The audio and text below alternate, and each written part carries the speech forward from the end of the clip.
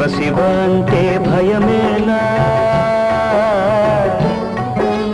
శివ శివ అంటే భయమేది, నామానికి సరివేరేది, శివనామానికి సరివేరేది, శివ భక్తునికి కొరతే లేదే, శివ భక్తునికి కొరతే లేదే, జన్మ జన్మలకు నరకం లేదే. శివ శివ అంటే భయమేది, నామానికి సరివేరేది, శివనామానికి సరివేరేది.